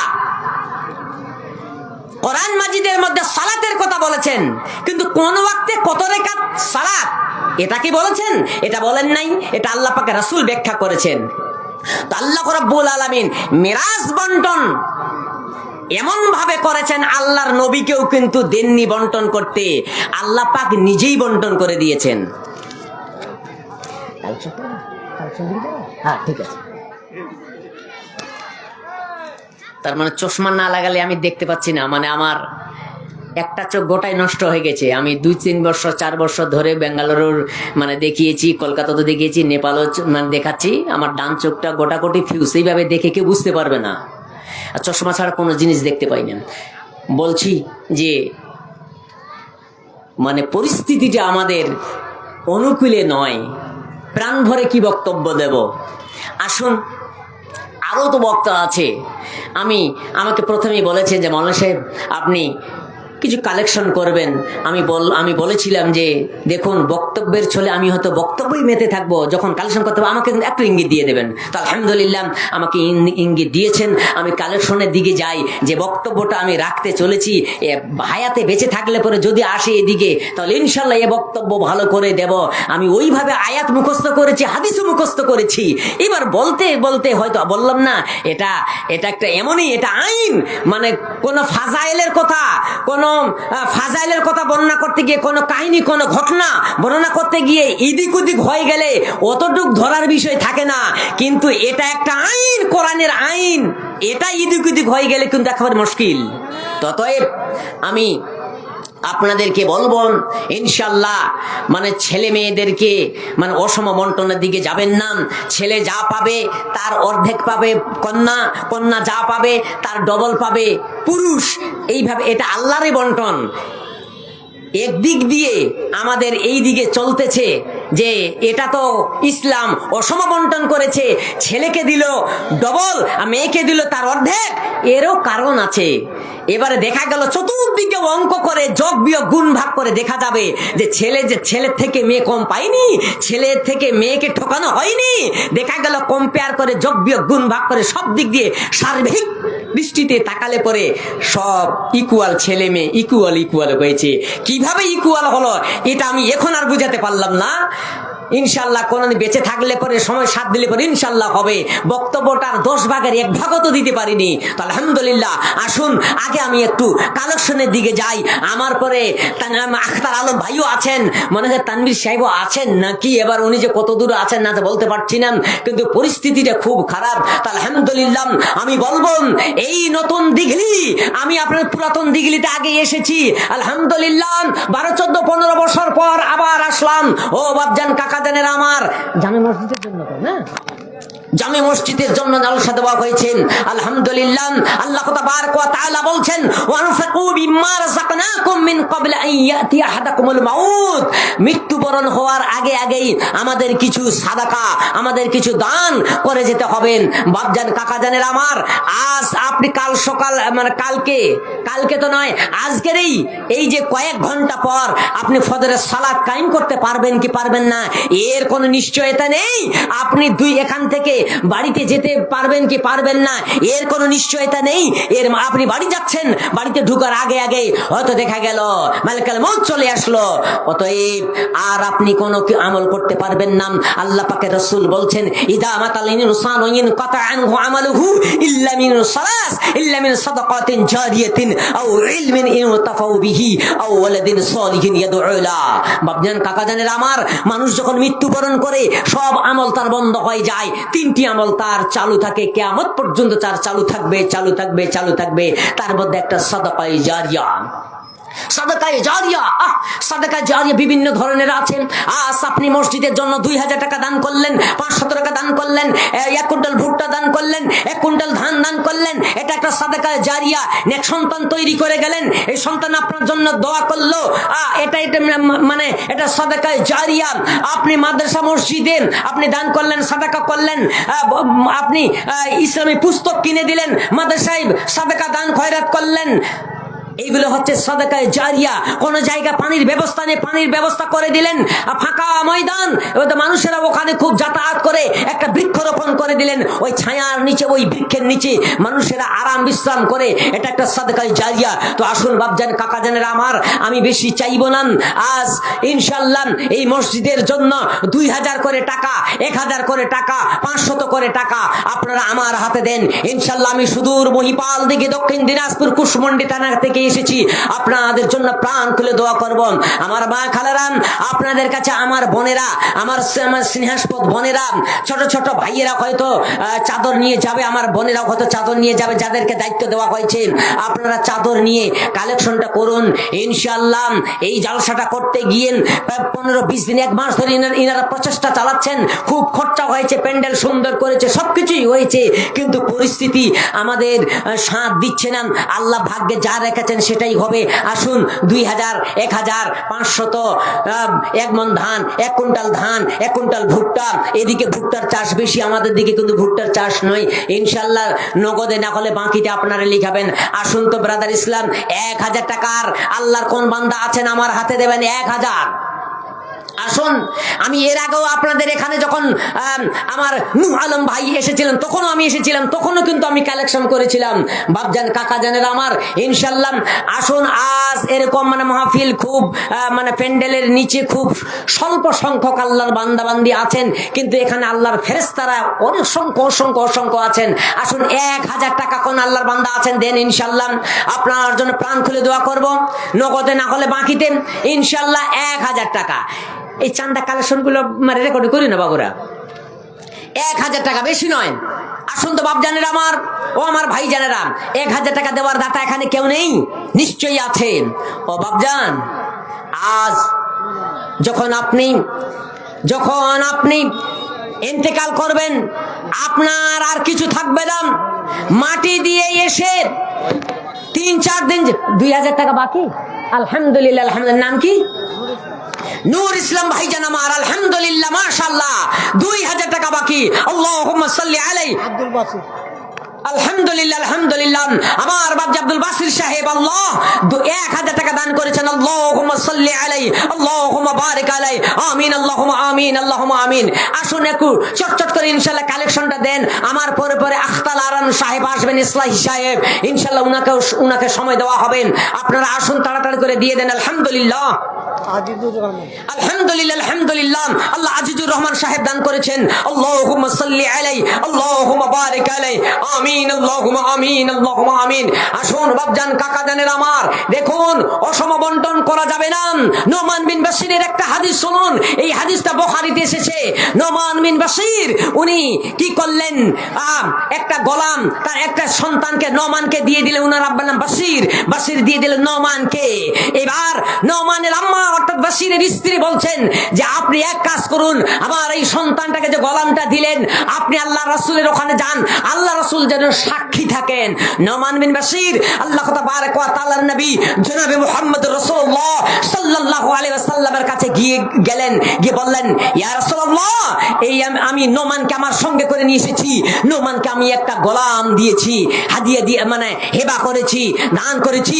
আল্লাহ পাকের রাসূল বলছেন, আলহামদুলিল্লাহ, চাকলিয়ার কাঁটাওয়ালা আভাগ 500 আচ্ছা, চাকলিয়ার একজন মানে কাঁটাওয়ালা আর কি, আলহামদুলিল্লাহ, সে দিয়েছে 500 আর আপনি দিয়েছেন 500।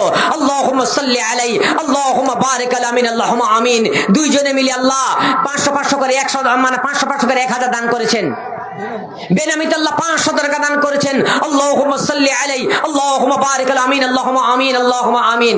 বাপজান, কাকা জানেন আমার, এদিকে ভুট্টার চাষ আছে, ইনশাআল্লাহ কিছু লিখাবেন। আর তো ধান এদিকে দেখছি ইনশাআল্লাহ সাঁটাসাঁটি প্রায় শেষের দিকে, আপনারা ধানও দান করবেন ইনশাআল্লাহ। 1 কুইন্টাল 2 কুইন্টাল 1 মণ 50 কেজি এইভাবে ধান দান করবেন।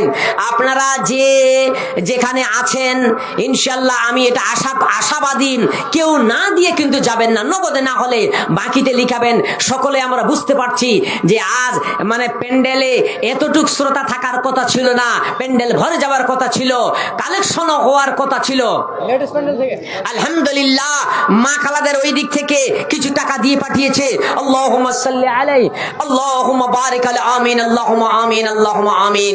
তো আল্লাহ পাকের রাসূলকে বলছেন নুমান বিন বাশির, ইয়া রাসূলুল্লাহ, আপনি সাক্ষী থাকুন, আমার সন্তান নুমানকে আমি একটা গোলাম হিবা করেছি। তখন আল্লাহ পাকের রাসূল বলছেন যে তুমি কি আকুল্লা ওয়ালাদিকা নাহালতাহু মিসলা হাদা, বুখারীতে এই শব্দটাই এসেছে, আকুল্লা ওয়ালাদিকা নাহালতাহু মিসলা হাদা। তুমি নুমান বিন বাশির, তুমি যে তোমার সন্তানকে একটা গোলাম দিয়েছো, এরকম কি তোমার আর অন্যান্য ছেলে মেয়েরা, দেখুন ওখানে শুধু ছেলেকে দিয়েছে এটা বলেনি, অন্যান্য সন্তানদের যে আছে আর যে ছেলে মেয়েরা আছে তাদেরকে কি এরকম দিয়েছো? তখন নুমান বিন বাশির বলছেন ক্বালা লা, ফাকালা লা, ইয়া রাসূলুল্লাহ, এরকম আমি দিই নাই, শুধু নুমানকে দিয়েছি। আল্লাহ পাকের রাসূল তখন বললেন ফারজিহু, তুমি ফিরিয়ে নাও। অন্য বর্ণনায় এসেছে তুমি এরকম তো সবাইকে দেও নাই, তাহলে ফাত্তাকুল্লাহ ইদলু বাইনা আওলাদিকুম। কোন হাদিসে এরকম এসেছে আল্লাহ যে ফাত্তাকুল্লাহ, আল্লাহকে ভয় করো, ইদলু বাইনা আওলাদিকুম, তুমি তোমার সন্তানদের মাঝে ইনসাফ করো, একজনকে দিয়েছো আর একজনকে দাও নাই। অতএব ও আমার বাপজান, কাকা জানেরাম, আপনি জীবদ্দশায় কিছু যদি দিতে চান, আপনি ছেলেদেরকে, শুধু ছেলেদেরকে দেবেন না, আপনার মেয়েদেরকে দিতে হবে। আপনি কিছু জায়গা জমি মনে করছেন আমি হজে যাব বা হজে যাই আর না যাই, আমি কিছু, আমার অনেক সয় সম্পত্তি আছে, আমি কিছু সয় সম্পত্তি বন্টন করে দেব। আল্লাহ পাক এবং আল্লাহ পাকের রাসূল বলছেন বেশিরভাগ মানুষ শুধু জীবদ্দশায় শুধু ছেলেদেরকে লিখে দেয়, কিন্তু মেয়েদেরকে দেয় না। আল্লাহ পাক এবং আল্লাহ রাসূল বললেন না, এটা কখনো চলবে না, এটা অসম বন্টন। এই অসম বন্টন তুমি যদি করে যাও দুনিয়ার বুকে, তোমাকে জাহান্নামে যাওয়া লাগবে, জান্নাত তুমি হারাবে। ও বাপজান, কাকা জানের আমার, তাই আমি বলছি ইনশাআল্লাহ মসজিদ উন্নতি কল্পে জালসা, আল্লাহ তাবারক ওয়া তাআলার ঘরকে কেন্দ্র করে জালসা দেওয়া হয়েছে। আপনার 2000, 5000, 1000, 200, 300, 100 এইভাবে আপনারা সাদাকা করুন, এইভাবে দান করুন। প্রিয় শ্রোতা মণ্ডলী, এই দান আপনার পানি তো তল হবে না, আগুনও তল হবে না। আল্লাহ পাকের রাসূল এক হাদিসে বলেছেন, একটা খেজুরের বিচির সম পরিমাণও যদি হয়, তবুও সাদাকা করো, তবুও দান করো। দান করে, সাদাকা করে জান্নাতে যাওয়ার রাস্তাটা তৈরি করে নাও। আল্লাহ পাকের রাসূল বলছেন যে দান করলে পরে, সাদাকা করলে পরে কোনোদিন মালধন কমবে না, কোনোদিন তোমার মাল কমে যাবে না, কোনোদিন তুমি ফকির হয়ে যাবে না। আল্লাহ রাব্বুল আলামিন কোন দিক দিয়ে যে বাড়িয়ে দেবেন তুমি বুঝতেই পারবে না। তো প্রিয় শ্রোতা মণ্ডলী, আসুন ইনশাআল্লাহ এই দ্বীনি মজলিস, দ্বীনি বৈঠক, এখানে আল্লাহ রাব্বুল আলামিনের পক্ষ থেকে রহমত বর্ষণ হচ্ছে। আমি বলছিলাম ব্রাদার ইসলাম, আমরা অসম বন্টনের দিকে যাব না। জীবিত অবস্থায় যদি আমরা সয় সম্পদ বন্টন করি, তাহলে এটা ফারায়েজের মতন, মিরাস বন্টনের মতো বন্টন হবে না। জীবিত অবস্থায় ছেলে মেয়েদেরকে যদি আমরা কোনো কিছু যদি দেই, তাহলে এটা হবে হেবা। এই হেবা শব্দটা এখনো রেজিস্ট্রির অফিসের কপিতে খাতা কলমে ওখানে হেবা কথাটা কিন্তু আছে। জীবিত অবস্থায় যখন আপনি ছেলে মেয়েদেরকে দেবেন, এটা কিন্তু মিরাস নয়, এটা হবে হেবা। এর আর এক নাম হচ্ছে আতিয়া। তো হেবা করলে পরে এখানে বড় বড় ওয়ালামাদের মত আছে, হেবা করলে পরে অর্থাৎ জীবিত অবস্থায় আপনি কিছু দিয়ে গেলে পরে এটাকে বলা হয় গিফট, হেবা বা দান। এই দান আপনি শুধু আপনার ছেলেদেরকে করবেন? জীবিত অবস্থায় শুধু কি আপনি আপনার ছেলেদের নামে দলিল করে দেবেন? না, মেয়েদেরকেও আপনাকে দিতে হবে, আমাদেরকে মেয়েদেরকেও দিতে হবে। বেশি আমরা করি কি, মেয়েদেরকে দেই না আর ছেলেদেরকে দিয়ে দেয়। এখানে ছেলে এবং মেয়ে উভয়কে দিতে হবে। বড় বড় আলেম ওলামাদের মধ্যে এখানে একটু মতানক্য। জীবিত অবস্থায় যদি ছেলে মেয়েদেরকে কিছু দিতে হয় ওটাকে হেবা বা আতিয়া বলে। হেবা বা আতিয়া দিতে হলে পরে ছেলে এবং মেয়ে উভয়কে ইকুয়াল দিতে হবে, মানে সমান সমান দিতে হবে। ওলামাদের এটা একটা মত।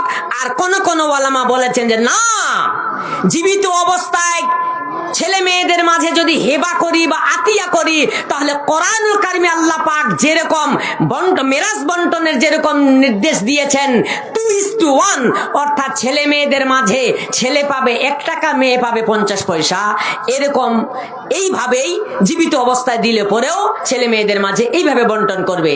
দুই ওলামাদের মানে এর দুইটা মত হয়েছে।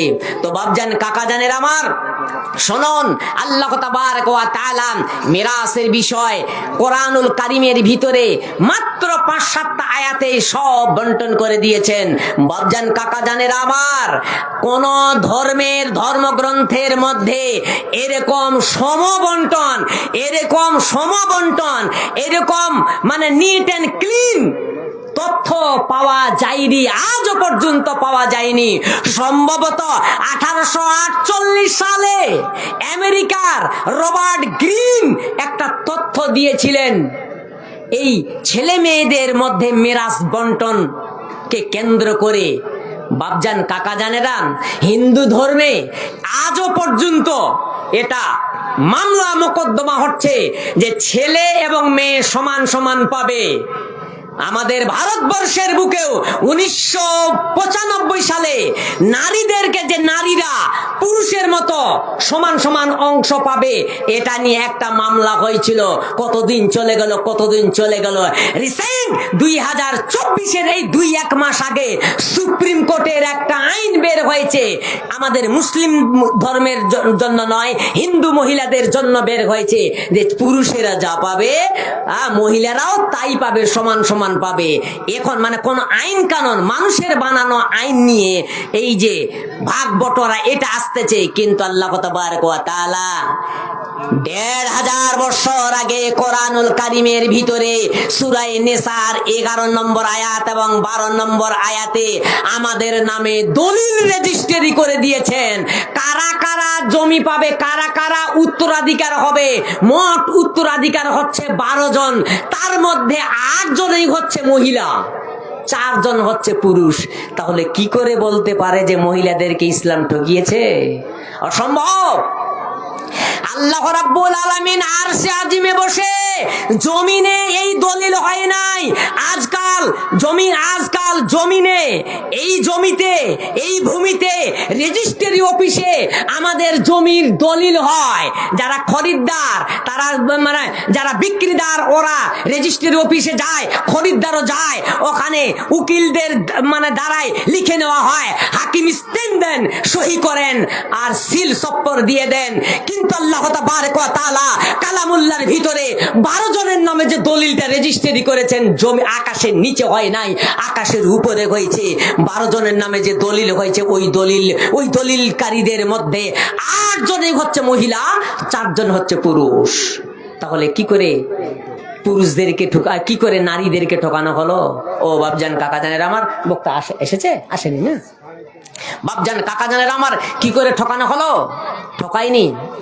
তাই আমি বলছিলাম আল্লাহ তাবারক ওয়া তাআলা বলেন এই আমার বান্দা বান্দি গণেরা শুনে নাও ইউসিকুমুল্লাহু ফি আওলাদিকুম লিযযাকারি মিসলু হাদ্দিল উনসায়াইন ফাইন কুন্না নিসাআন ফাওকা ইসনাতাইন ফালাহুন্না সুলুসা মা তারাক ওয়া ইন কানাত ওয়াহিদাতান فلها النصف ولأبويه لكل واحد منهما السدس مما ترك وإن كان له ولد فإن لم يكن له ولد وورثه أبواه فلأمه الثلث وإن كان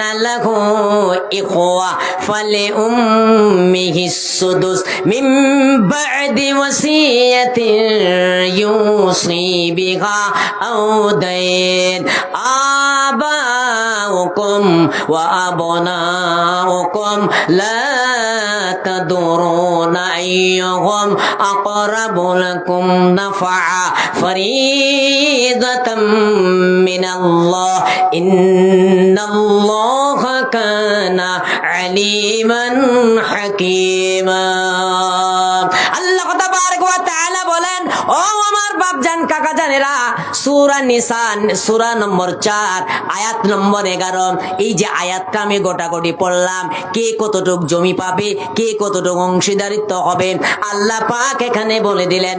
আল্লাহ রাব্বুল আলামিন বলছেন, এই আমার বান্দা বান্দিগণেরা, যদি জাহান্নামে যেতে চাও, জান্নাত থেকে যদি বহিষ্কৃত হতে চাও, তাহলে এই সমস্ত কাজগুলো তোমরা করিও। আর যদি মনে করো না না না, জান্নাত হারাতে চাই না, জাহান্নামে যেতে চাই না, তবে আল্লাহ রাব্বুল আলামিনের সূরা নিসার 11 নম্বর আয়াতের দিকে লক্ষ্য রেখে জীবন যাপন করিও। আল্লাহ রাব্বুল আলামিন বলছেন, যদি তোমাদের মধ্যে দেখা গেল যে মৃত্যুবরণ করলেন, ওই মৃত্যুবরণকারীর ছেলে এবং মেয়ে উভয় আছে, ছেলে সন্তান মেয়ে সন্তান উভয় আছে, ভাগ বটোয়ারা কেমন করবে, তাকসিম তুমি কেমন করবে? আল্লাহ পাক বলছেন, এইভাবে তুমি ভাগ করবে। লিযাকারি মিসলু হাদ্দিল উনসায়াইন, ছেলে আছে মেয়ে আছে, মনে করেন এক ছেলে আছে, দুইজন মেয়ে আছে, কেমন ভাগ করবেন? আল্লাহ পাক বলছেন, একজন মেয়ে সন্তান যা পাবে তার ডবল দিতে হবে তার ছেলেকে। একজন ছেলে বেটা, একজন আছে ছেলে, দুইজন মেয়ে আছে, কয়টা ভাগ করবেন? টোটাল 4টা ভাগ। মেয়ে দুইজন এক ভাগ করে নিয়ে নিল, আর তার ছেলে অর্থাৎ ভাই 2 ভাগ নিয়ে নিল। তারপরে আয়াতের আবার তারপরে অংশতে বলছেন, আল্লাহ তাবারক ওয়া তাআলা বলছেন, আল্লাহ রাব্বুল আলামিন বলছেন, লিযাকারি মিসলু হাদ্দিল উনসায়াইন ফাইন কুননা নিসাআন ফাওকা ইসনাতাইন। আল্লাহ তাবারক ওয়া তাআলা বলেন, এই আমার বান্দা বান্দিগণেরা, খবরদার খবরদার এটা করিও না। আমাদের মাঝে এরকম আছে, এরকম স্বভাবের মানুষ আছে, এইদিকে নাও থাকতে পারে, দক্ষিণ দিনাজপুরে ওরকম লোক পাওয়া যায়। অর্থাৎ দেখা গেল যে মারা যাচ্ছে ওর কোনো পুরুষ সন্তান নেই, অর্থাৎ তার ছেলে নেই, শুধুমাত্র কন্যা সন্তান আছে। কন্যা সন্তান একজনে থাক, আর 2 জনে থাক, আর 4 জনে থাক। যে মারা যাচ্ছে ও মনে মনে ভাববে কি, স্বামী স্ত্রী মনে মনে ভাববেন, আমাদের তো পুরুষ সন্তান নাই, ছেলে সন্তান নাই, শুধুমাত্র কন্যা সন্তানেরাই আছে। আর আমাদের ভাই ভাতিজাগুলো রয়েছে, আরে পুরুষ সন্তান আমাদের নাই, ছেলে সন্তান নাই, ভাই ভাতিজাগুলো অংশীদার হয়ে যাবেন। এবার তারা করে কি, পিতা মাতা করে কি, ওই কন্যাদের নামে সমস্ত সয় সম্পত্তিগুলো যেন রেজিস্ট্রি যেন করে দিয়ে দেয়। এরকম স্বভাবের মানুষ আছে কি না দুনিয়াতে? ভালো করে শুনে যান, আমি বলছি ফতুয়া দেই না, শুধু কোরআনের আয়াতের মানেটা বলে যাচ্ছি। বিশ্বাস না হয় বাড়িতে গিয়ে কাল সকালে ফজরের সালাত আদায় করার পর সূরা নিসার 11 নম্বর আয়াতটা ভালো করে দেখবেন, 12 নম্বরটা ভালো করে দেখবেন, 7 নম্বর আয়াতটা ভালো করে দেখবেন, 8 নম্বর আয়াতটা ভালো করে দেখবেন, আর শেষের আয়াতটা 176 নম্বর আয়াতটা ভালো করে দেখবেন। তাহলে আপনাকে আর লাগবে না কোনো মাদ্রাসায়, কোনো হাকিম উকিলের কাছে যেতে হবে না যে কিভাবে ভাগ বন্টন করব। পরিষ্কার করে আল্লাহ পাক দেখিয়ে দিয়েছেন, এই ভাবে ভাগ বন্টন করবে। শুধু কন্যা সন্তান আছে, আপনার পুরুষ সন্তান নেই, তাই বলে ভাই ভাতে যারা জমি পাবে বলে আর কন্যাদের নামে রেজিস্ট্রি করে দিলেন, তাহলে আল্লাহ থেকে আপনি বেশি বুঝে গেলেন? আল্লাহর কোরআনের আয়াতের উপরে আপনি হাত চালালেন, আল্লাহ পাক আপনাকে ছেড়ে দেবে তো? কোনোদিন দেবে না। আল্লাহ তাবারক ওয়া তাআলা বলেন, এ আমার বান্দা বান্দি গণেরা শুনে নাও, যে মারা যাচ্ছে সব সময় মৃত ব্যক্তির সঙ্গে সম্পর্ক করে স্থাবর ভাগ বন্টন হবে। এজন্য যে মারা যাচ্ছে তার যদি শুধু কন্যা সন্তান থাকে, কয়জন? একজন যদি তার কন্যা সন্তান থাকে, আল্লাহর কোরআন বলছে ফালাহান নিসফ, নিসফুন শব্দের অর্থ হচ্ছে অর্ধেক। আল্লাহ তাবারক ওয়া তাআলা বলেন, আমার বান্দা বান্দি গণেরা যে মারা যাচ্ছে, যে মৃত্যুবরণ করছে, পৃথিবীতে শুধুমাত্র একমাত্র যদি একটি কন্যা সন্তান রেখে যদি মারা যায়, আল্লাহ বলছেন ওই মৃত ব্যক্তির যাবতীয় পরিত্যক্ত সম্পত্তির অর্ধাংশ পাবে তার কন্যা। সব দিতে পারেন না, এটা আল্লাহর অর্ডার। আপনি ভাবছেন আমি 10 বিঘা সম্পত্তির মালিক, আমার শুধু একটাই কন্যা আছে আর ছেলে সন্তান তো নেই, সব রেজিস্ট্রি করে দেব? যদি মনে করেন আমি জাহান্নামে যাব, জাহান্নামের রাস্তা তৈরি করব আর জান্নাতের রাস্তাটা বন্ধ করব, তাহলে ওটা কাজ করিয়েন। আর যদি মনে করেন যে না, জাহান্নামের রাস্তা হারাতে চাই না, জান্নাতের রাস্তা হারাতে চাই না, জাহান্নামের রাস্তাটা বন্ধ করতে চাই, তাহলে আপনার শুধুমাত্র একমাত্র একটা কন্যা সন্তান, আর কেউ নেই, তাহলে সমস্ত পরিত্যক্ত সম্পত্তির অর্ধাংশ আপনার কন্যাকে দেবেন, ও পাবে। আর বাদ বাকি অর্ধাংশ যে থাকলো, পরবর্তী যারা ওয়ারিশ আছে তারা পাবে। এবার তারপরে বলছেন যদি একজনের থেকে বেশি কন্যা সন্তান হয়, আল্লাহ পাক কি বলছেন? فَإِن كُنَّ نِسَاءً فَوْقَ اثْنَتَيْنِ فَلَهُنَّ الثُّلُثَانِ। আল্লাহ পাক বলছেন, এ আমার বান্দা বান্দিগণেরা শুনে নাও, যে মারা যাচ্ছে ওর যদি 2 জন কন্যা সন্তান থাকে বা ফাওকা মানে 2 জনের বেশি কন্যা সন্তান থাকে, তাহলে ও যা রেখে গেছে স্থাবর অস্থাবর সমস্ত পরিত্যক্ত সম্পত্তির 3 ভাগের 2 ভাগ তার ওই কন্যাগুলো পাবে। 2 জন কন্যা বা 2 জনের বেশি কন্যা যদি হয়, পুরুষ সন্তান যদি না থাকেন, সমস্ত সম্পত্তির 3 ভাগের 2 ভাগ তার কন্যারা পাবে। তারপরে বলছেন আল্লাহ তাবারক ওয়া তাআলা বললেন, এ আমার বান্দা বান্দিগণেরা শুনে নাও, ফাওকা ইসনাতাইন ফালাহুন্না সুলসা মা তারাক ওয়া ইন কানা ওয়াহিদাতান ফালাহান নিসফ। এবার বললেন ওয়ালিয়াবাওয়াইহি লিকুল্লি ওয়াহিদিম মিনহুমাস সুদুস মিম্মা তারাক ওয়া ইন কানা লাহু ওয়ালাদ।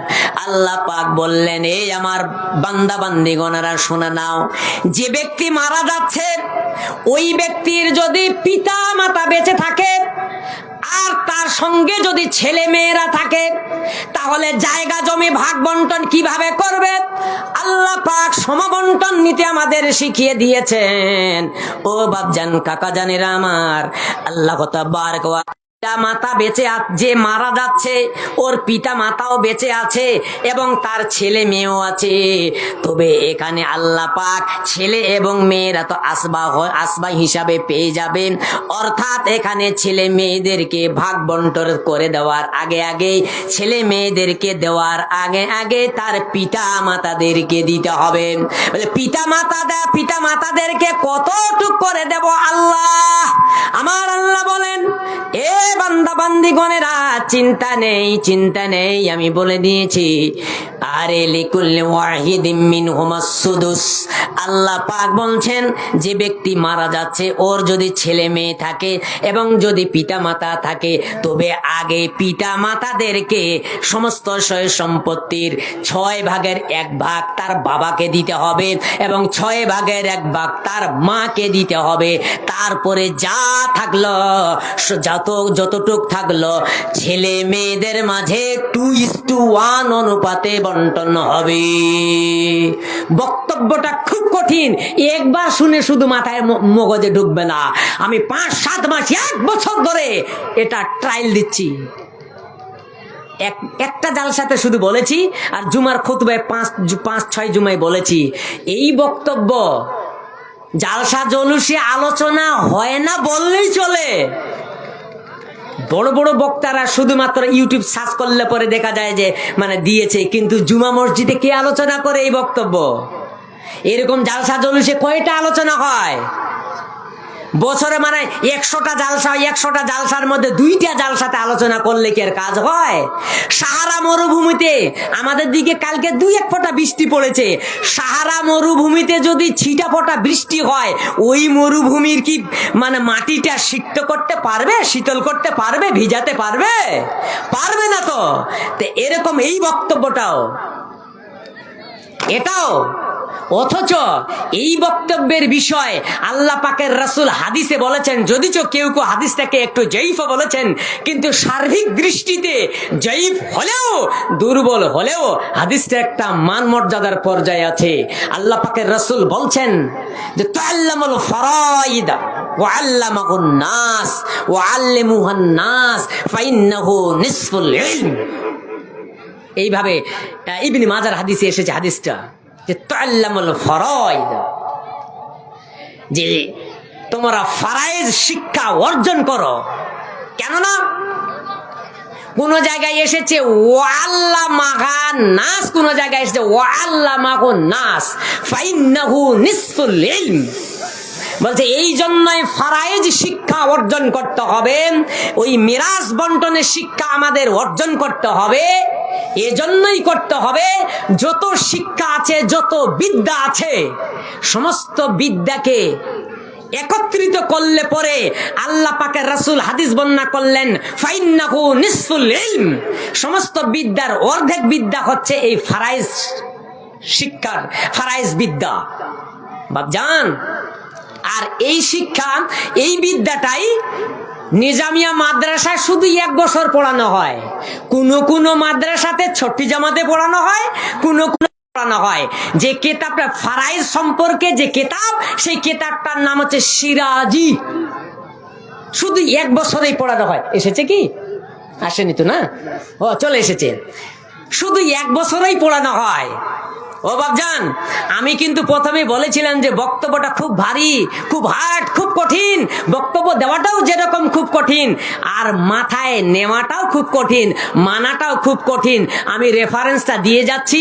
বক্তব্যটা আমি তো মানে বলেছিলাম যে 2.5 থেকে 3 ঘন্টার এটা বক্তব্য, যে 4-5টা হাদিস মুখস্থ করেছিলাম, ওটাও বলা গেল না। আমি আপনাদের বলছি, রেফারেন্স দিচ্ছি, সূরা বাকারার 180 নম্বর আয়াত, 181 নম্বর আয়াত, 182 নম্বর আয়াত, এখানকার 3টা, সূরা নিসার 7 নম্বর আয়াত, 8 নম্বর আয়াত, 11 নম্বর আয়াত, 12 নম্বর আয়াত, এই কয়েকটা, আর সূরা নিসার 13 নম্বর আয়াত, 14 নম্বর আয়াত, এই কয়েকটা শুধু দেখে নেবেন, আলহামদুলিল্লাহ। তাহলে এই মিরাজ সম্পর্কে আপনার জানা হয়ে যাবে। তবু নিজে নিজে বুঝতে পারবেন না, একটু বুঝেন, তবুও মানেটা জানলে পরে একটু অনেক কাজে লাগবে। আর ভালোভাবে জানতে হলে পরে আপনি মতিউর রহমান ইমাম বুখারী আছেন, ওখানে চলে যেতে হবে। আর তারপরে আমাদের এই মাহাদুল উলুমে যেতে হবে, খাড়িগোপালপুরে যেতে হবে, বড় বড় মাদ্রাসাদের ওগুলাতে যেতে হবে, আলেমদের কাছে যেতে হবে। তবে আপনি আমি ভালো করে বুঝতে পারবো। নিজে নিজেই পড়ে যে খুব বুঝতে পারবো এটা কিন্তু হবে না। অতএব এটা খুব ভারী সাবজেক্ট। আল্লাহ তুমি আমাদেরকে মানে সমবন্টন নীতিতে চলার তৌফিক দান করুন, বলি আল্লাহুম্মা আমিন। আল্লাহ আমরা যেন কন্যাদেরকে না ঠকাই, আমরা যেন আমাদের বোনদেরকে না ঠকাই, আমরা যেন ইতিমদেরকে না ঠকাই, দাদা মারা মানে মানে দাদু মারা যাচ্ছে, এই দাদু বেঁচে আছে, তার আগে তার সন্তান মারা গেছে, এবার পোতা মাহরুম। আমরা বলছি পোতা মজলুম মেরাজ। কেন মজলুম মেরাজ হবে? বুখারী হাদিসে এসেছে ওর জন্য ওসিয়ত আছে, এটাও কিন্তু কোরআনের আয়াতে আছে। বললাম যেই কয়েকটা আয়াত আমি উদ্ধৃতি দিলাম, এগুলোর মধ্যে সব এগুলো পাওয়া যাবে। তাই আমি বক্তব্যটা ভালোভাবে গুছাতে পারলাম না সময়ের জন্য, আর পরিস্থিতি যেহেতু সাথ দিচ্ছে না, পরিবেশটা খুব যে মানে অনুকূলের দিকে নয় প্রতিকূলের দিকে চলছে, তাই এতক্ষণ ধরে যতটুক বললাম, যতটুক বুঝাতে পেরেছি, আপনারা একটু মগজে নেবার চেষ্টা করবেন। আমরা যেন কাউকে না ঠকাই, কাউকে যেন সয় সম্পদের ভাগ বটোয়ারা মানে করতে গিয়ে কাউকে যেন কম না দেয়, কাউকে যেন বেশি না দেই, কারোর জন্য জবরদখল না করি। আল্লাহ তুমি আমাদেরকে সমবন্টন নীতিতে উপস্থাপন করার তৌফিক দান করুন। সকলে বলি আল্লাহুম্মা আমিন। এই বলে আমার বক্তব্য শেষ করছি। I am completing my speech by the sentence আসসালামু আলাইকুম ওয়া রাহমাতুল্লাহি ওয়া বারাকাতুহু। ওয়ালাইকুম আসসালাম ওয়া রাহমাতুল্লাহি ওয়া বারাকাতুহু। মাশাআল্লাহ, জাযাকাল্লাহ খাইরান জাযা। মাওলানা সাহেব আপনাদের সামনে যতক্ষণ বক্তব্য দিলেন, খুব গুরুত্বপূর্ণ বক্তব্য শুনলেন আপনারা মানুষ মুখের ব্যাপারে। বেটা কতি পাবে, বেটি কতি পাবে, আর বাপ বেঁচে থাকা সত্ত্বে বেটা যদি মারা যায় পোতাপতি পাবে কিনা ওটাও জানলেন। তো দরকার আছে এগুলো শোনা আর জানারও দরকার আছে, জেনে নেবেন। সূরা বাকারা ৮০, ৮১, ৮২, সূরা নিসা ৭, ৮, ১২, ১৩ এই আয়াতগুলো। তো যাই হোক, আপনারা ঠান্ডার মৌসুমে কুয়াশাকালে ধীর স্থির ভাবে বসে আছেন বা বসে যান। আপনাদের সামনে মাওলানা আখতার আলম সাহেবকে নিয়ে আসা হচ্ছে, যিনি কপিল কণ্ঠসুর বাংলা ভাষী খুব সুন্দর ওয়াজ করেন। আপনারা ঠিকঠাক ভাবে বসে যান। আসসালামু আলাইকুম। क्या हो रहा है भाई? एक